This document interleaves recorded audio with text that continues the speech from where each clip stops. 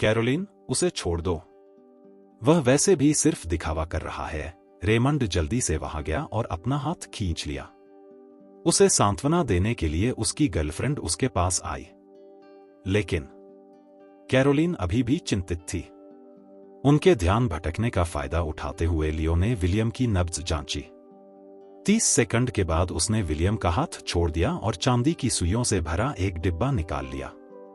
क्या क्या तुम मेरे पिता को सुइयों से ठीक करने की कोशिश कर रहे हो? तुम मजाक कर रहे हो। कैरोलिन सुइयों को देखकर क्रोधित हो गई। यहां तक कि एमरडेल के सबसे अनुभवी विशेषज्ञ भी अपने पिता को बचा नहीं सकी।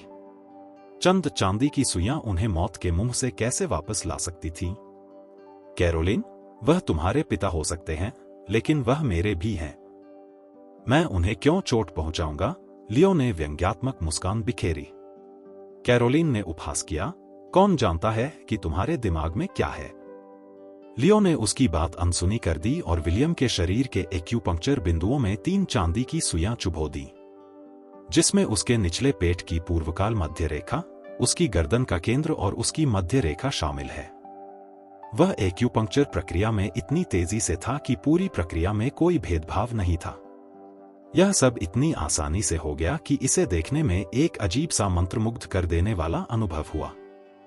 हम्मा, अपना ड्रामा बंद करो। क्या सच में तुम चमत्कार करने वाले हो? इस तरह के व्यवहार से क्या लाभ? उसे बचाने के बजाय आप उसे नुकसान पहुंचा सकते हैं। लियो की स्पष्ट विशिष्टता के बावजूद उनके क्लाइमेट तिरस्कारपूर्ण दिख रहे थे और रेमंड भी उपहास कर रहे थे। कोना। जैसे जैसे समय बीतता गया, विलियम के शरीर पर अधिकाधिक सिल्वर की तस्वीरें चली गईं और लियो के चेहरे पर अधिकाधिक केंद्रित हुआ। हालांकि ऐसे समय में जब लियो को ध्यान केंद्रित करने की सबसे अधिक आवश्यकता थी, बाहर से एक तेज आवाज आई। विला। एक लैंड रोवर विला के गेट से ब्लॉक कर यार्ड में रुका हुआ था। काले कपड़े पहने कुछ लोग कार से उतरकर विला के अंदर घुसे और घुसेड़कर शुरू कर दी। फर्नीचर के अंदर पलक झपकाते ही सारा फर्नीचर टुकड़े टुकड़े हो गए और कांच का मलबा एसेंशियल पर गिर गया। आह! महिलाओं को डर के मारे स्क्रीम स्कॉटलैंड और लियो को एक्यूपंक्चर प्रक्रिया रोकनी पैड। उसकी आंखों में इरादा चमक उठा। लियो कोहन, विवाह बंधन में बंधी कैसे हुई? दरवाजे के बाहर से एक आदमी की घमंडी हंसी आई। मुझे यकीन नहीं होता कि तुम इतनी सोचती हो कि तुम यहां आ सको। जब स्पार्ट पता चला कि मेरी बहन अभी भी स्पार्ट तलाश कर रही है, तो तुम वापस एमरडेल चले जाओ। तभी एक गोरा आदमी मुंह में सितारा के लिए अंदर आया। Chris Lawson. कैरोलिन और उनके परिवार के बाकी लोग उस गोरे आदमी को देखकर पील पैड हो गए।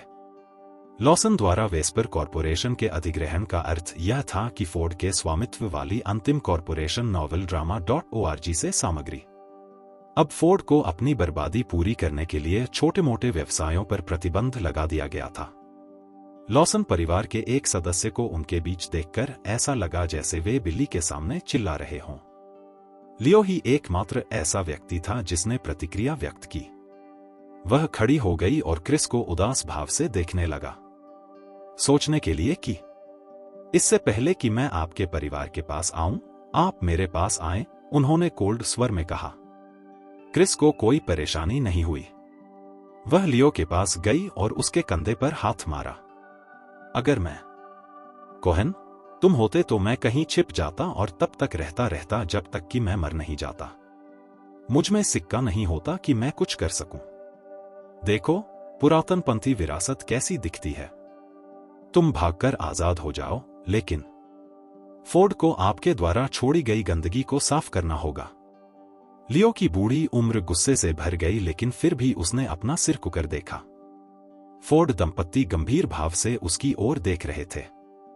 यह स्पष्ट था कि वे चाहते थे कि वे उसे मार डालो।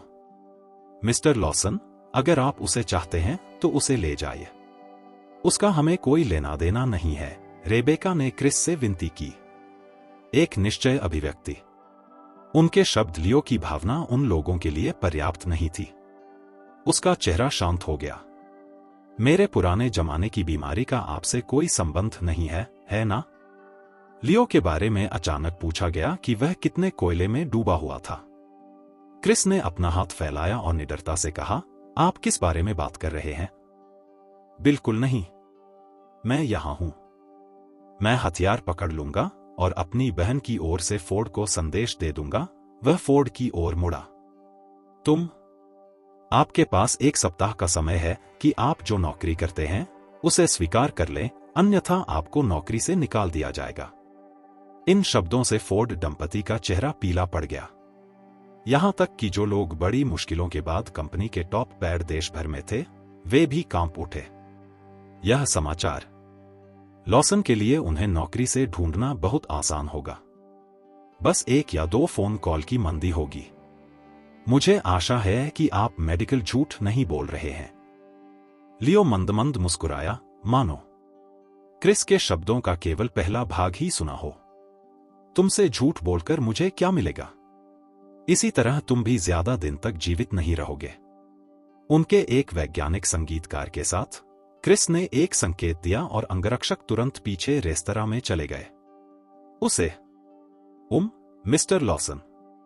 यह देखकर कि क्रिस पर हमला करने वाला है, रेमंड तुरंत उसके पास गया और अजीब तरीकों से बोला, कृपया सावधान रहें। वह एक अच्छा अफसानी है। तुम्हें लगता है कि मैम्फे गार्ड्स ही बेकार हूं? क्रिस ने रेमंड के सिर पर थपथपाया और घृणा से कहा, चाहे वह कितना भी कुशल क्यों न हो, वह सिर्फ एक व्यक्ति है। मेरे स्वामित्व वाले 10 से अधिक लोग हैं। तभी उसके पीछे एक प्यारा अंगरक्षकों ने चेहरे पर गंभीर भाव दिखाते हुए लियो की ओर कुक कर दिया।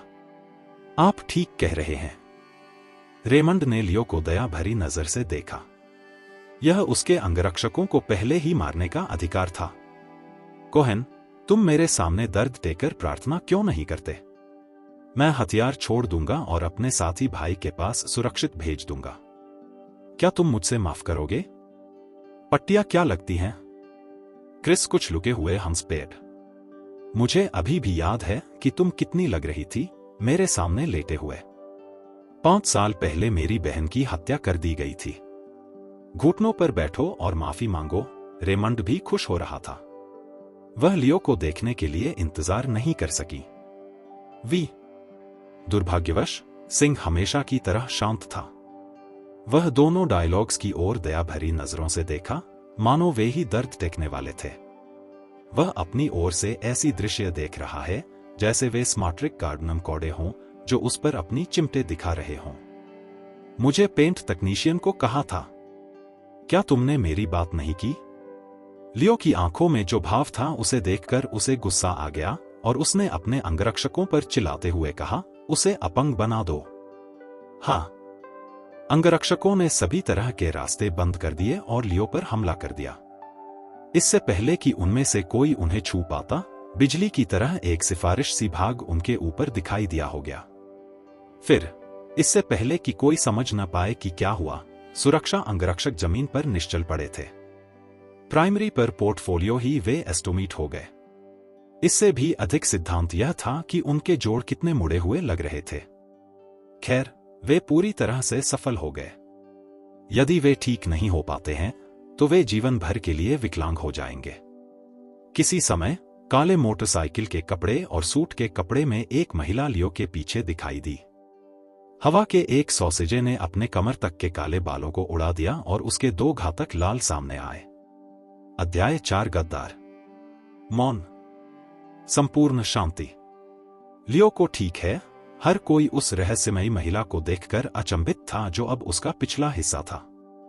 उनके मन में 4 विचार आए। वह कौन था? वह कहां से आई थी? वह इतनी शक्तिशाली कैसे हो सकती है?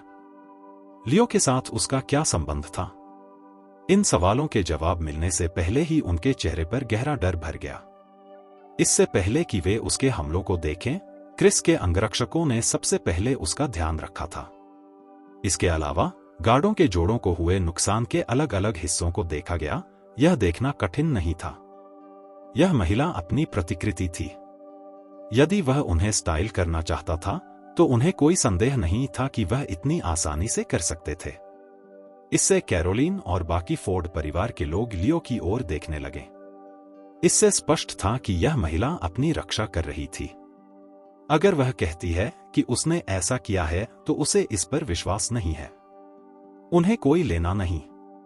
तुम मेरे साथ अकेले होगे, तुम उस पर हमला करने की हिम्मत करोगे।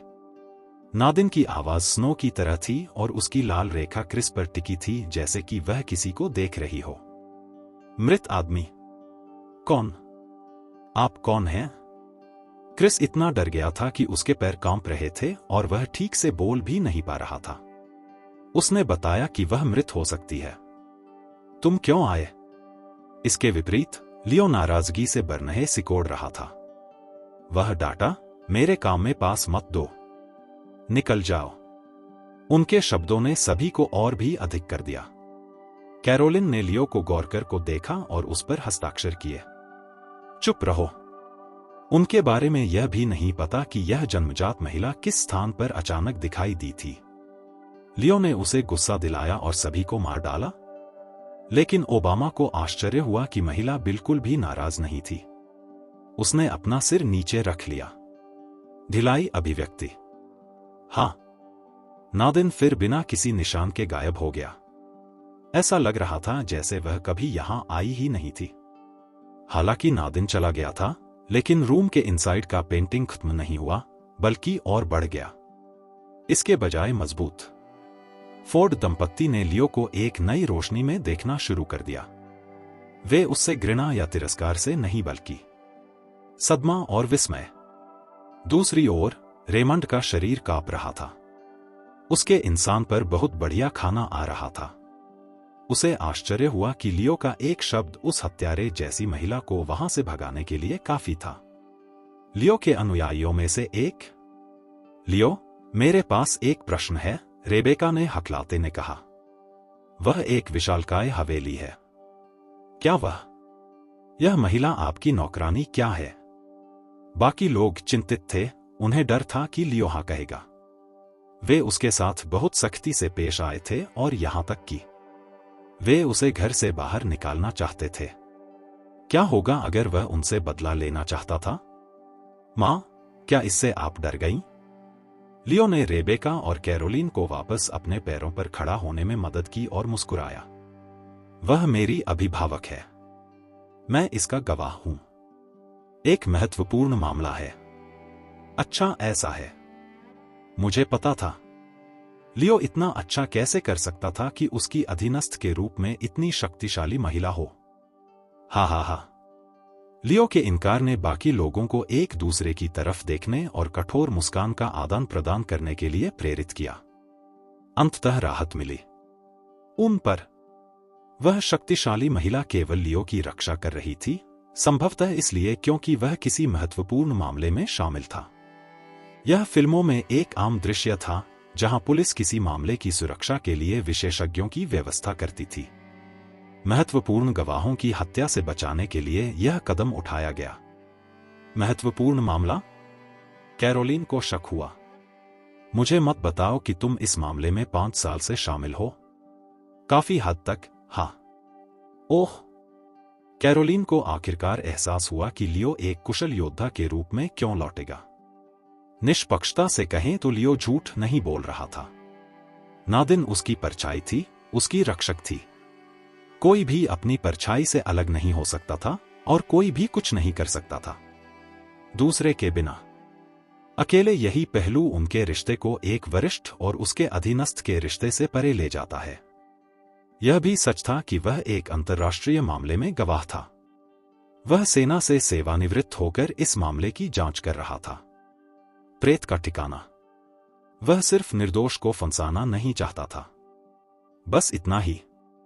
फोर्ड्स की उत्साहित चर्चा को देखते हुए क्रिस ने चुपके से भागकर केट को यह खबर बताने की कोशिश की।